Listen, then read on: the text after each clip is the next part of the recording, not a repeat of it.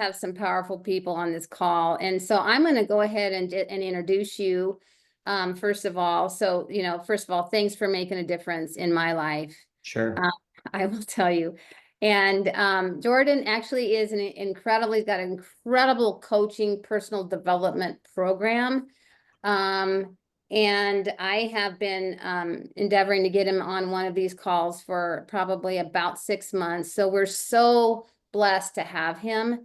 And he's gonna basically be chatting today about how to scale your business without sacrificing the things and the people that mean the most to you. How to build a company without losing your soul. So he's gonna turn it over to him, and you guys are gonna be blessed today. And so thanks for being here, and Jordan, thanks for being here, and it's all yours, my friend. Yeah, my pleasure, Jackie. Thank you for having me, and I'm excited to share with you all. As she mentioned, my name is Jordan Freed. I've been coaching full time. April 1st, yesterday, was actually my 10-year anniversary of being in the coaching industry. I've just rounded out. We estimate about 15,000 calls. I do 45-minute calls. I hit 10,000 hours last September. And so primarily that's been with high-powered real estate teams. My average client does about 150 million in volume and about 300 transactions. But I didn't start there. I started with working with individual agents. And then as my growth continued, so did the growth of my roster. And today, what I want to share with you are just some frameworks, just some models, things that I use each and every day in my coaching practice. And it doesn't matter where you are in your real estate journey, these are very pertinent. I have a very holistic style. So to me, I like to coach the whole person. And when I work with people, I do have a tendency to kind of look at their entire lives so that I can get context and help them as much as possible.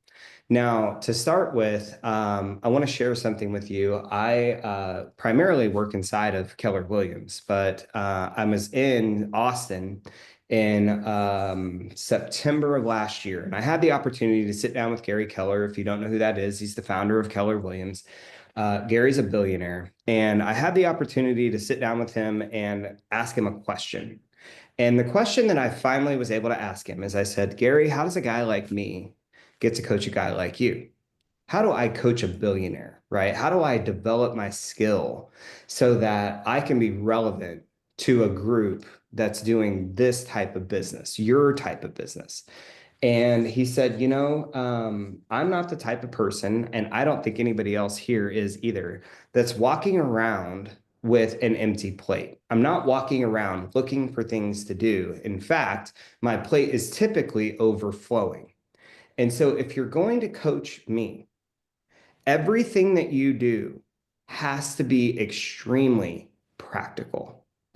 And so I took that and I started really thinking about when people engage in a coaching relationship, when they seek out a coaching relationship, what is it that they're actually looking to get or gain from that coach? And it took me some time, but I came up with this little matrix and I wanted to share this with you. And I want you to think of this like we're engaged in a coaching conversation. So I'm going to show you these 4 questions. And what I'd like for you to do, I'll set my timer, give you like 2 to 3 minutes. I want you to just do your best to answer each one. So here are the 4 questions that I think that most people come to a coach looking for answers to.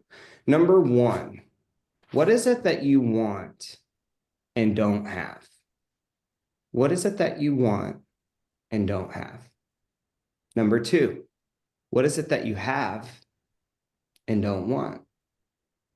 What is it that you have and don't want?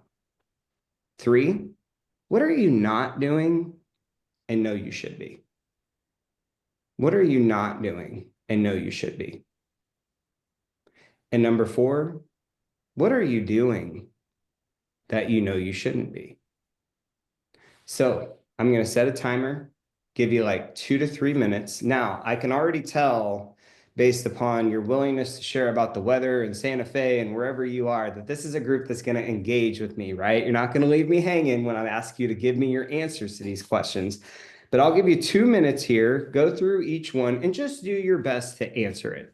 And we'll have a quick little conversation about this. So ready, go.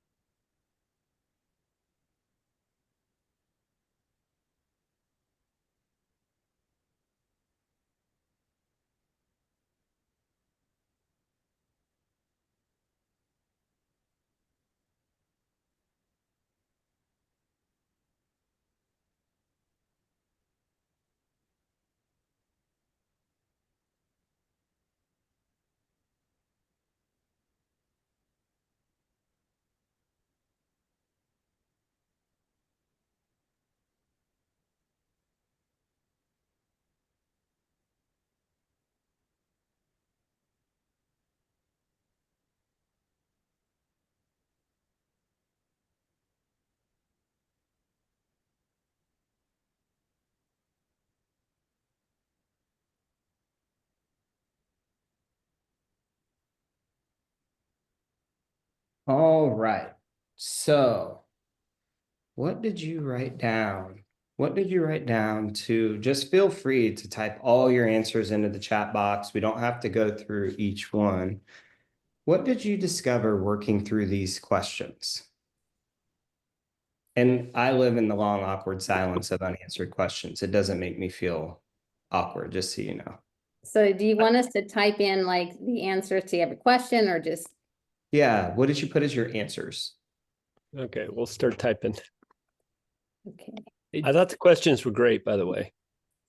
Good. I'm glad to hear that. And I believe that this is primarily what our focuses should be when we're focused or working with a coach. But while you're typing that in, the thing that I really want you to get is that we get way too caught up in destinations instead of directions. And when you think about these answers, when you think about, imagine that you were reading these answers, but they were someone else's. What would it tell you about this person and what's important to them? What's the direction that this person ultimately wants to live or to lead? Now, I've got all kinds of stuff in here now. Basic needs met, nothing. 3, I need to get out more. Enough time, enough quality time with family. What I'm not doing and should be doing, time blocking more of my day than I currently am. Clear sense of direction and systems for reaching goals. What is it you want and don't have? Utilizing leverage to gain financial and personal freedom. What I want and don't have is the ability to say yes to everything I want to say yes to. That's a tough one. That's a really tough one. Especially because today we suffer more from problems of abundance than we do scarcity. And we have this endless sea of choice. And without the right compass, it's almost impossible to navigate it. And something that I share with people is we have to make peace with the fact that you can virtually do anything, but you can't do everything. We are going to have to choose. And sometimes that's not so easy. My own home investments, limiting beliefs, sticking to a production routine, discipline, not believing in myself, too much chaos to handle distractions, prioritizing, getting sidetracked. Got it. Okay, perfect. Now, here's the thing, is that when I work with people, right, I'm always looking for what are called synergistic solutions. Synergistic solutions. A synergistic solution is a solution that when we solve this one problem, this one thing, if we focus on this one area, it will set off a chain reaction and solve 9 other problems simultaneously. For example, on the production side of real estate, when we talk about the building of a business, what most agents don't understand and would be totally liberated by is that there's only one area of the business that you absolutely have to nail. And if you nail it, the rest of them will take care of themselves. It's listings taken. Listings taken is the lead domino in all production in real estate. You can argue with me, but you would be wrong. I have never coached an agent in my entire career that didn't nail listings taken and ultimately win in all other areas of their business. And for those of you, especially that share about financial freedom and all of that, most of you, if you would just solve this question, if you would just figure out how to answer this question, you would enjoy all the financial freedom you would ever really need. How do I create a machine to take 10 listings a month? For most of you, if you created a machine that took 10 listings a month, you would hit all of your financial goals.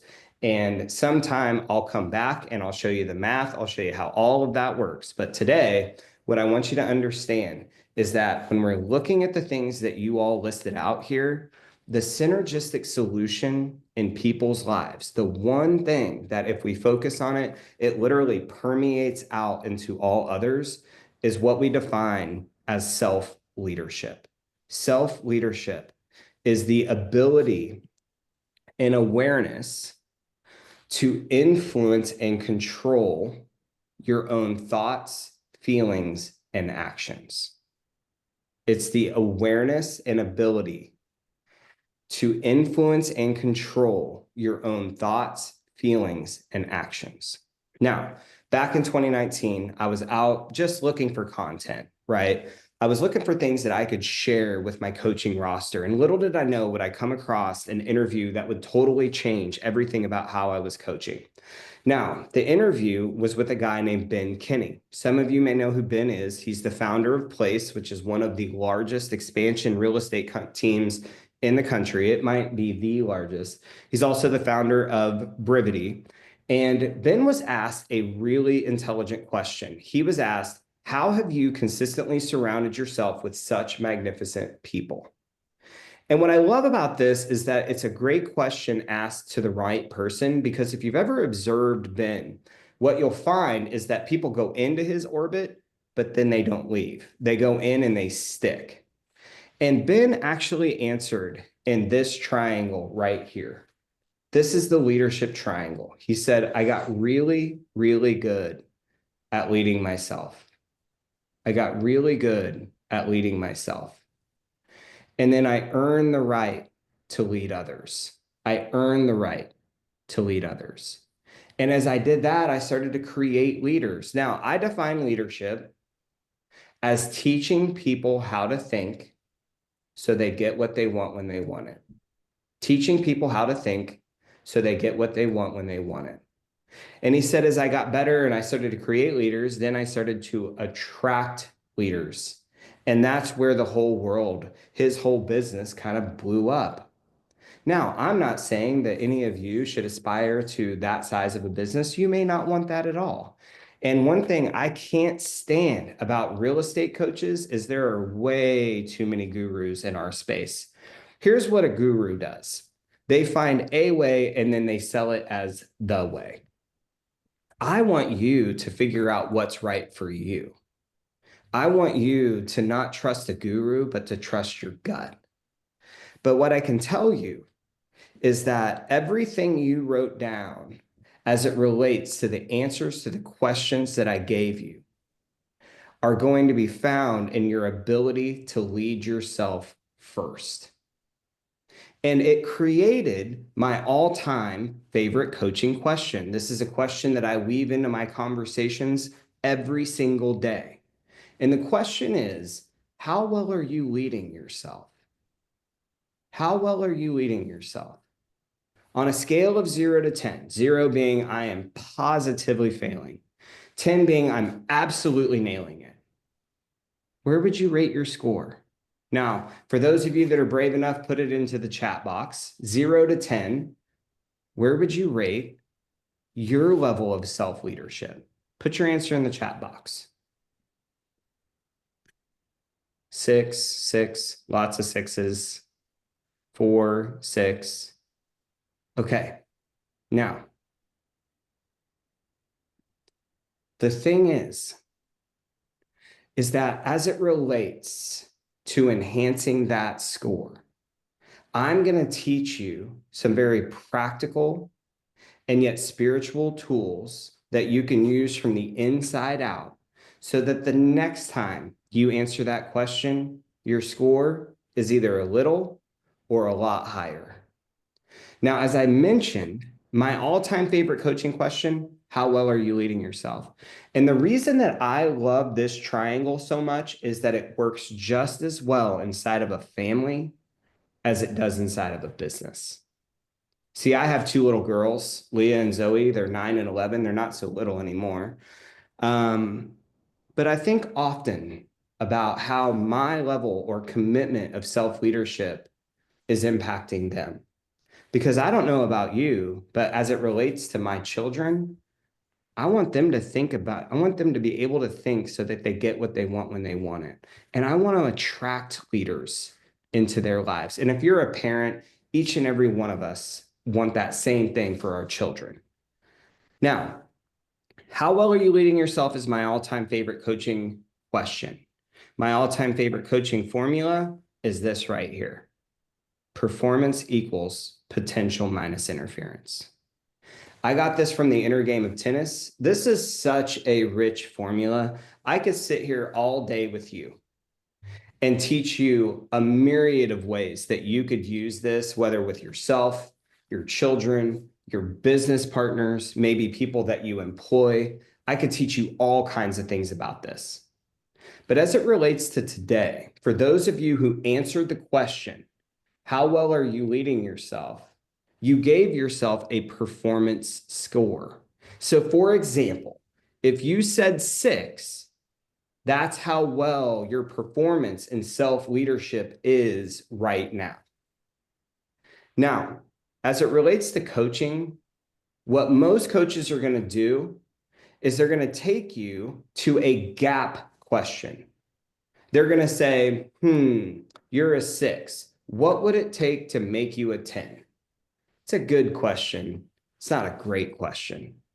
See, I want to take people to a gain question. So the question I'm going to ask you is, if you didn't write 0, why didn't you write 0? If you didn't write 0, why didn't you write 0? Now, the reason that I want to know the answer to that is because I want to understand what it is that you think that you're already doing well. Where are you already winning? And one thing that I've learned is that I just can't build off of people's failures. I have to help them build off of where they're already successful. And for most of you, you have an inner critic. You do not have an inner coach. The way that you talk to yourself is not the way you talk to other human beings. And I want you to remember this. I want you to write it down and remember it forever. You will never become a winner talking to yourself like a loser. You will never become a winner talking to yourself like a loser. It's like if we were in Jackie's backyard and we were planting a tree and she wanted an apple tree. And so we've got this big hole in the ground, right? And I walk up and drop an avocado seed in the ground and she notices and is like, that's not an apple seed. I'm like, Jackie, don't worry about it. It's going to be fine. Well, we're not going to get an apple tree from an avocado seed. You don't become a winner talking to yourself like a loser. And here's the thing. There's a very simple process. There's a very simple principle that I try to get people to live by. And I call it best advice, best life. Best advice, best life. See, inevitably, when somebody gets to a fork in the road, it could be, I don't know if this is right for me. I don't know if I can keep going. I don't know if it's possible. What most coaches are going to do is convert into a cheerleader. Oh, look how far you've come. You can do it, blah, blah, blah. That stuff is cool, but it doesn't really work over the long haul. What I like to do is mine the wisdom of their head and their heart using the greatest tool we have for potential, which is perspective. Perspective is the greatest tool we have to mine the potential of people. And so what I'll say is, and I did this yesterday, who in the world do you love most? She said, my daughter. I said, that's great. Now, imagine that she found herself in the exact same scenario. Everything's the same. It's her business, her life, all the situations, all the circumstances are just like yours. She doesn't know what to do. And she goes, I know what I'll do. I'll call mom. And she calls mom. That's you. And she says, here's where I am. What do I do? Now, as a parent, you're going to ask her questions, but then you're going to give her advice. As parents, we will say something. We're not going to say, good luck. I don't know. I hope it works out. We're not going to do that, right? See, whatever that is, whatever advice that you would give to those you love most, and it doesn't matter if you have children or not, anybody that you love unconditionally will work. Whatever advice that is the deepest, richest wisdom that you have available for you. And see, my job as a coach is then once we've extracted the wisdom of your head and your heart, now I've got to help you summon the courage to live it. But what you won't find with most parents as it relates to moments like that, especially if it's something that you've made a mistake on, or maybe you're not quite following through the way that you should, or you had an appointment and it didn't go the way you wanted it to. Do you ever notice that when other people screw up, we always come to them with this really like caring and this kind of coaching voice, this encouraging voice. But as it relates to ourselves, it's the inner critic. And I'm curious how many of you, if a kid screwed up or didn't quite follow through or wasn't quite hitting their goals, I'm curious how many of you would say to that kid, yeah, you should just like go beat the shit out of yourself for like 48 hours.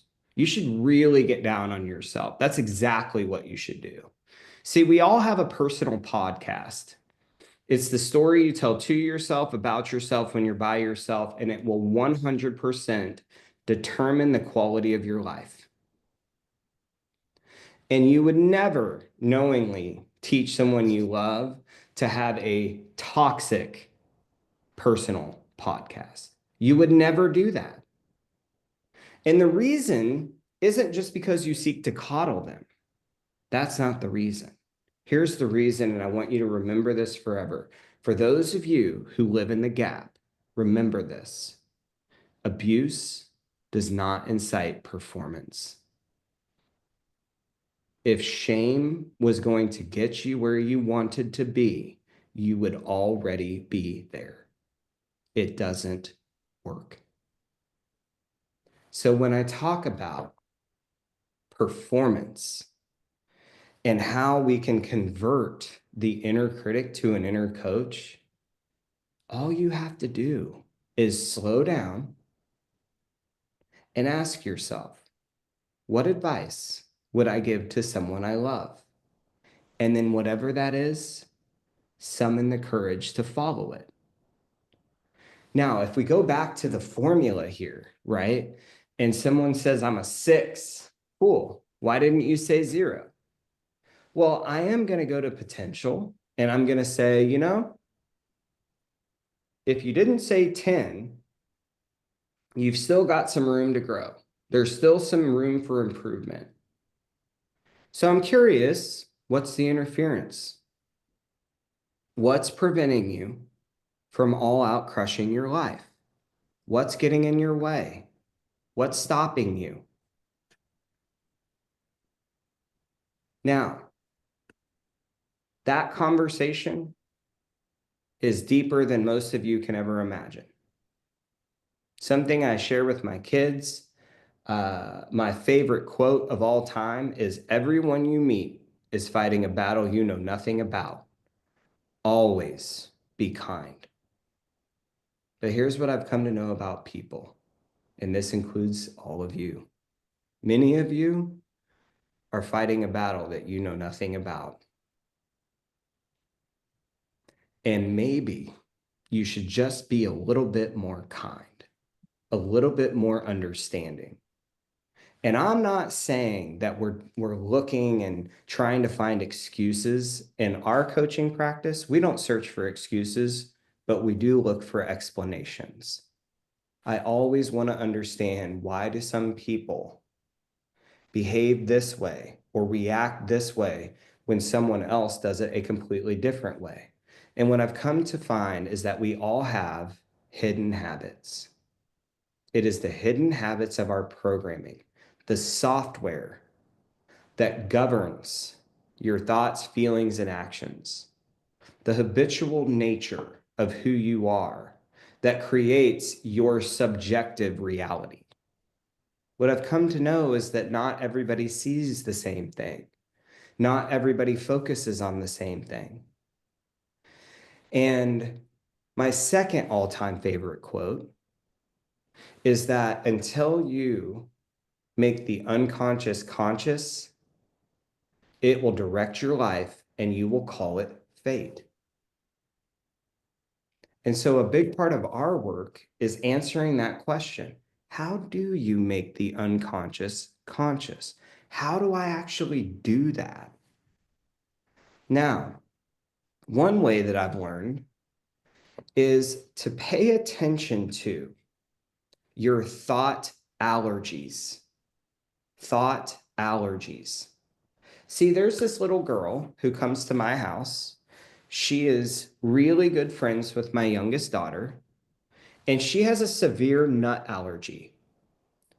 And it's so severe that every time she comes over, her mom, when dropping her off, reminds myself or my wife that she has an EpiPen, she's got this nut allergy, she can't have any types of nuts, no type nut butter, nothing. And I've been watching this girl for 5 years. I mean, she's been around us forever. But one day it hit me. You know what? She didn't choose to have a nut allergy, but she's also not sitting here moping around because she can't have peanut butter.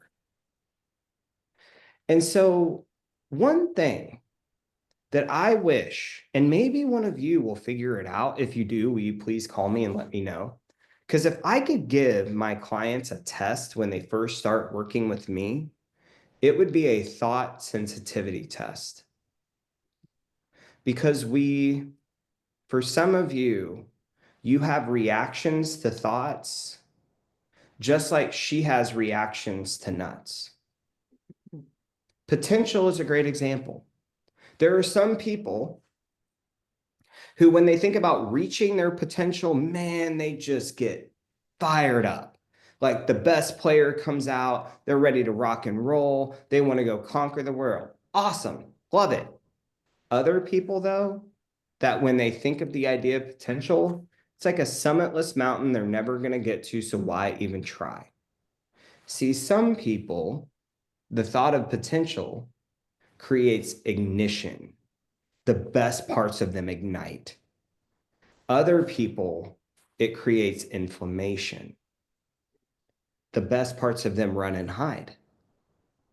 And we can go down the rabbit hole on this, and maybe you should. And yet, one of the most freeing thoughts or activities, actions that I encourage people to take is just understanding, what are the allergies I have to thoughts? What are the thoughts that just don't bring out the best in me? Maybe chasing potential just isn't for you. And I feel like it's my job as a steward of personal development and a leader in this space to dispel a lot of the myths and bullshit that people sell. And I'll tell you, a lot of what you read is great in a soundbite, but in the practicality of real life, it is absolutely worthless. Like one of my favorites is, if you're the smartest person in the room, you're in the wrong room. Stupid. Not true. Another one is never be satisfied. Stupid. Never be satisfied? Well, look, I mean, we can talk about the difference between satisfaction and settling. But to me, satisfaction means if I died tomorrow, I did what I could with what I have. I'm satisfied. I'm happy with my life. Settling is saying, I've come as far as I'm going to come. I'm not going to grow anymore. I'm just going to stop and do nothing. I'm going to quit. Those two things are different. Never be satisfied. That's dumb. But see, what I want you to understand is why is it that certain thoughts ignite and in others inflame?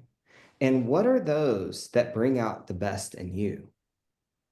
Because all I'm ever interested in as it relates to people is how do we bring out the best player? How do we bring out the best version of them so that their lives, their relationships, their businesses are a reflection of them living and feeling at their absolute best? And see, we need to have the courage to say yes to what's right for us by summoning our best advice, and also the courage to say no to what isn't. And so today, as I mentioned, I wanted to walk you through a few frameworks. And the last thing I'll say is that if you want to get really good at personal leadership, if you're looking for like, what's that one thing? Like, man, if I just focused on that, here it is.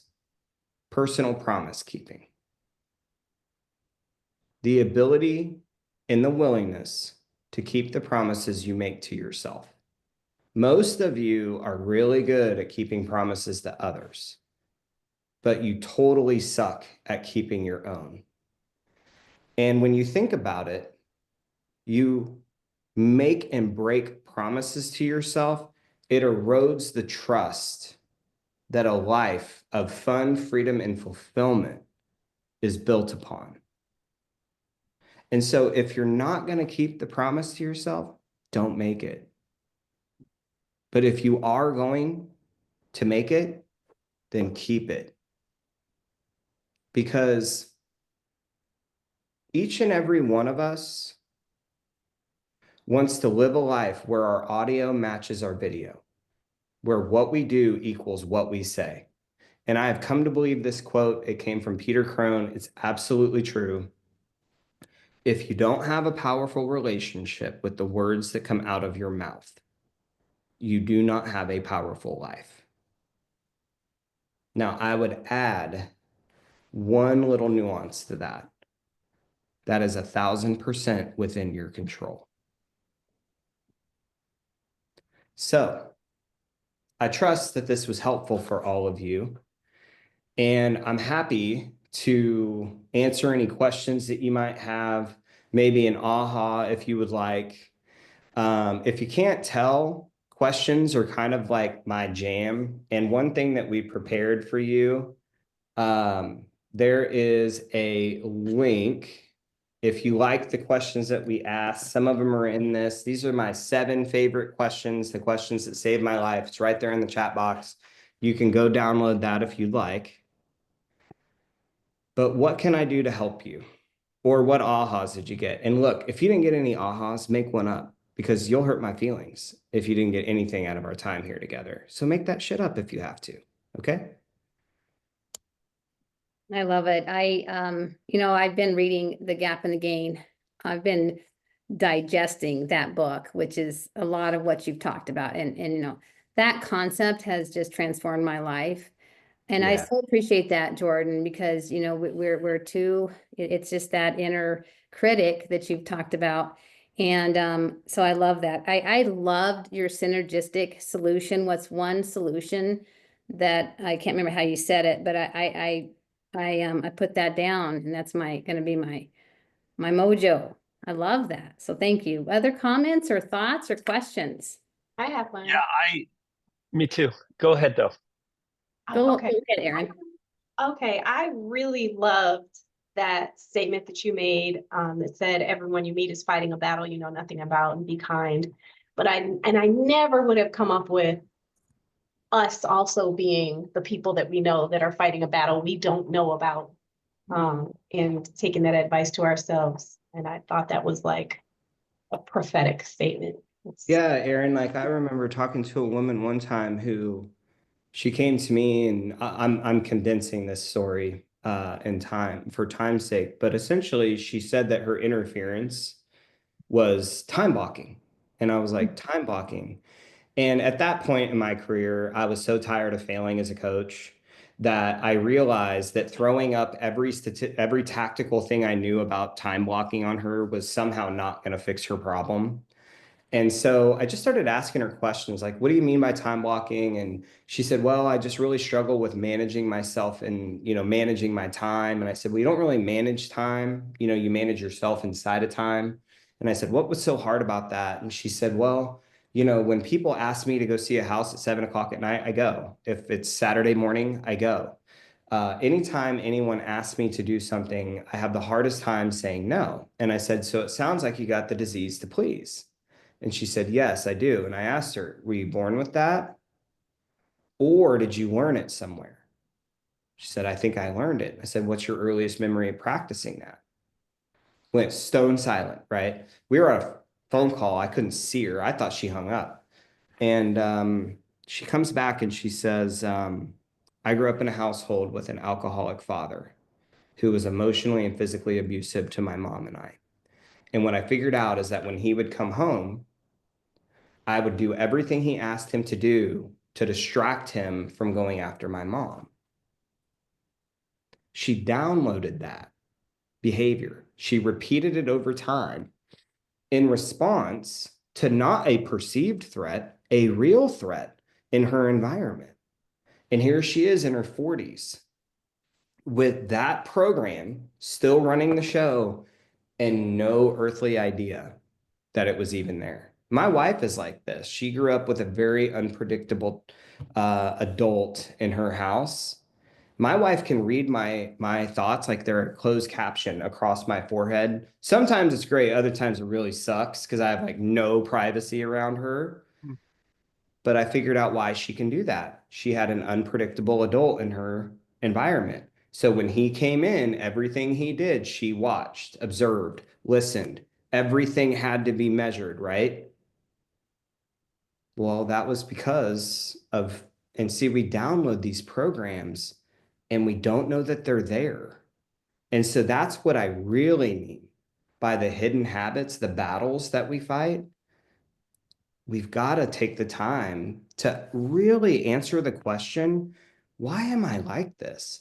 But not from a place of judgment, because no one, including you, has ever benefited from your judgment of them, from a place of just utter curiosity. Does that make sense? Mhm.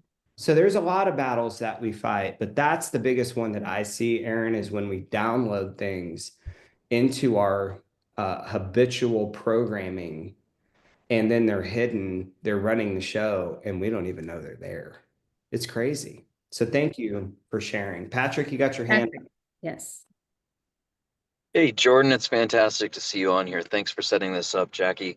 The aha for me was the triangle with the self-leadership, attracting leaders, creating leaders, leading leaders, and leading ourselves, and earning the right to, Yeah. right? It's not just popping a script.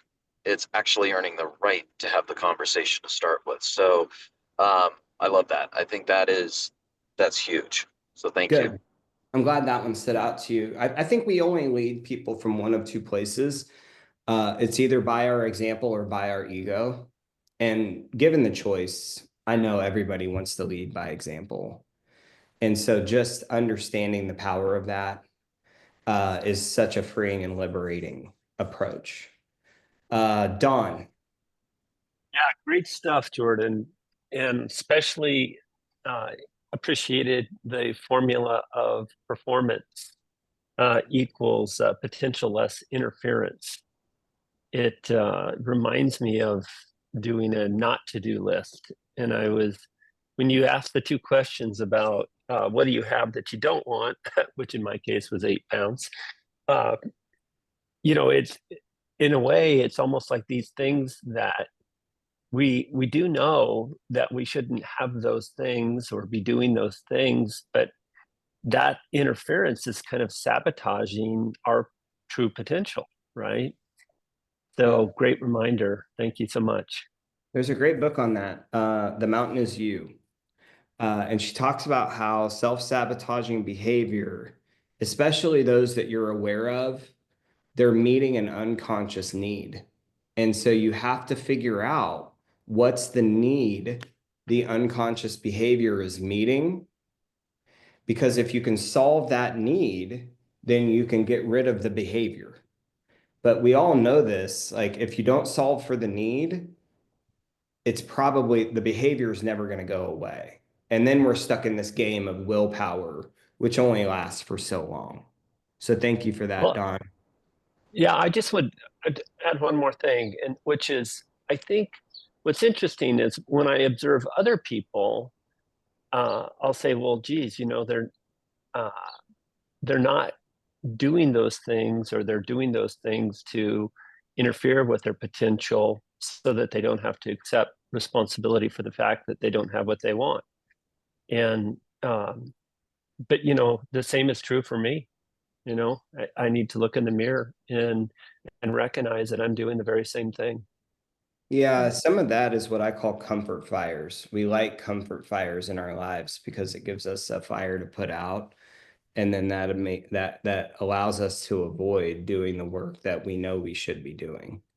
So where are you being an arson in your own life? What are the comfort fires that you are reading or lighting, I should say? But thank you for that. Josh, what's your question, my friend, or your comment? Yeah. Hey, Jordan. Jordan and I go back to 2018. I was one of the OGs, Jordan, that you taught when we were doing solo agents. So, and then Jordan and I ran into each other, I think a year ago at one of your events, man. So, no, one thing that really resonated with me, and it was a very real, moment when you said this, was that whole part about what would I say to someone I love? And then in the return of what would they then ask me if everything was the same? That whole thing was just incredible, man. So yeah, that to me, we all want to know that we're just doing our best. And in my mind, if I'm doing what I would tell the people I love most, that's just as good as I can do with what I have right now. Everything else is hindsight, right? Sure, we can always look back, but in this moment, if I'm doing that, that's just as good as I can do. And I can find peace in that. But good to see you again, Josh. yeah, good to see you, Jordan. Yeah, this is awesome, man. Thank you. Okay, well, guys, we're at the end of the time for today. Jordan, thank you so much. Again, I just wrote as fast as I could, and it reminds me of what I did for 3 days or 2 days with you. But that definitely was a game changer. Thank you, everybody, for jumping on. I don't know if we know who's on the call next week. But it's always good, you guys. It's relevant, and hope you have an awesome day. Do some ask some of these great questions and ponder that. And if you need to reach out to Jordan, how would they find you? You can find me, my website is jordanfreed.com. Facebook, you can go follow me on Facebook, or on Instagram at Coach Jordan Freed. Yeah, I put your link in there. And everyone, you've gotten some inspiration. I know you've been challenged, and boy, we could talk about this stuff forever. I love it. I love it. Thank you so much for your time, Jordan. Appreciate it. My pleasure. Everybody have an awesome week. Yeah, thank you. As Tom would say, you've got your inspiration. Now it's time to put in the perspiration. So I'll leave with that. All right. Thanks, guys. Have an awesome day. Aaron, great to see you.